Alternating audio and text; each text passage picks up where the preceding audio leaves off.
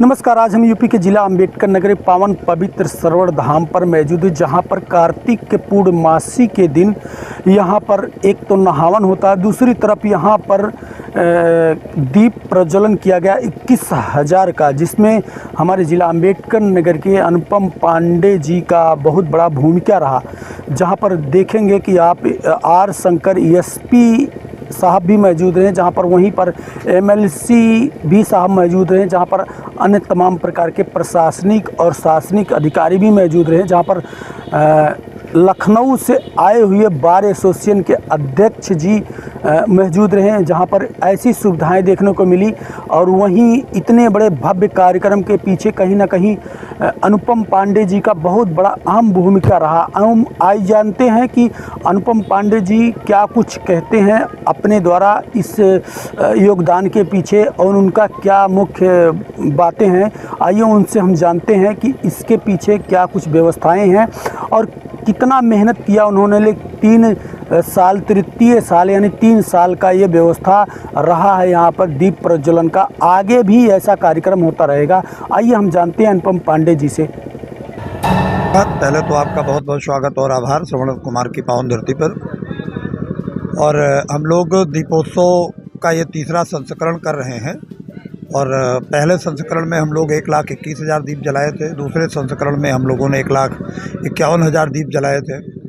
आज हम लोगों ने 21,000 दीप जलाए हैं और इससे अधिक दीप तो इससे अधिक हो गए हैं। 21,000 अपनी काउंटिंग थी, बाद में संख्या और बढ़ी है क्योंकि चारों घाट यहाँ जलाए गए। उसके बाद सभी मंदिरों पर हम लोगों ने दीप जलाए। श्रवण कुमार की समाधि स्थल पर दीप जलाए।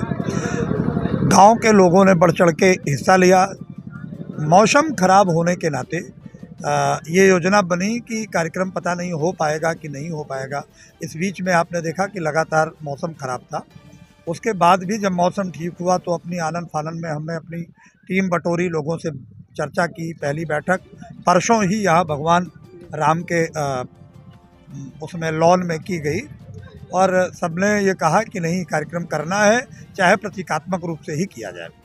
तो इस कार्यक्रम में हम लोगों ने 21,000 दीप ये प्रतीकात्मक रूप से जलाए हैं। और महाआरती बनारस के कलाकारों के द्वारा की गई, पुजारियों के द्वारा की गई। उसके अलावा एक भजन संध्या का भी कार्यक्रम रहा, जिसमें राष्ट्रीय स्तर के ख्यातिलब्ध कलाकार सौरभ शुक्ला जी, प्रतिमा यादव जी और प्रदीप तिवारी जी और उनकी पूरी टीम ने अपने कार्यक्रम को प्रस्तुत किया। कुल मिला के यह कार्यक्रम क्षेत्र की आस्था और जनभावना से जुड़ा हुआ कार्यक्रम है। हमारे प्रदेश के यशस्वी मुख्यमंत्री और देश के प्रधानमंत्री योगी आदित्यनाथ और आदरणीय मोदी जी ने एक विकसित भारत का जो संकल्प लिया है वो संस्कृति के उत्थान के ही माध्यम से हो सकता है।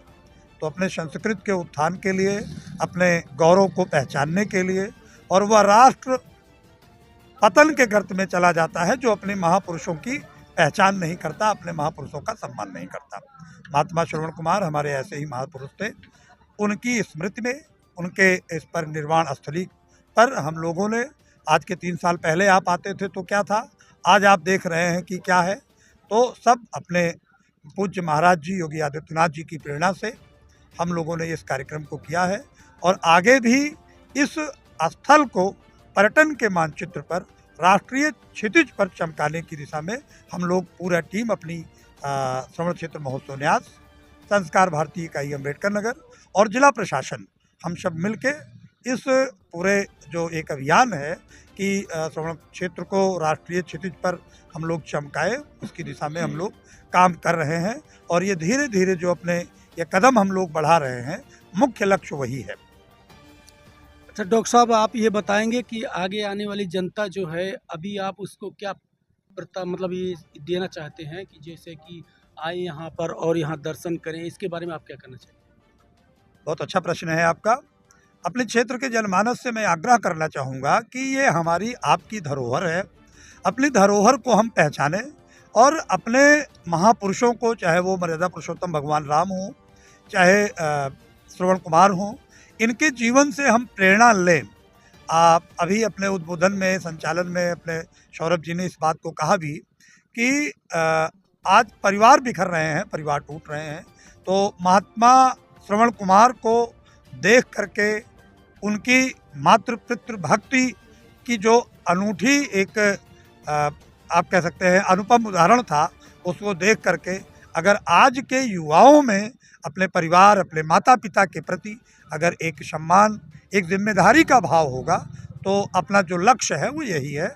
और जन जागरण हो, समाज में एक समरसता और आपसी जो कुटुंब को मतलब सिंगल फैमिली में हम लोग चल रहे हैं, अपने परिवार को यूनाइट करके चलें। योगी जी भी कहते हैं कि बांटेंगे तो कटेंगे, तो बंटना नहीं है, परिवार के साथ, समाज के साथ हम सबको एक साथ रहना है। नमस्कार, आप देख रहे हो सक्सेस मीडिया न्यूज में हूँ राजेश गोस्वामी, कैमरा मैन सलित यादव के साथ। जय हिंद।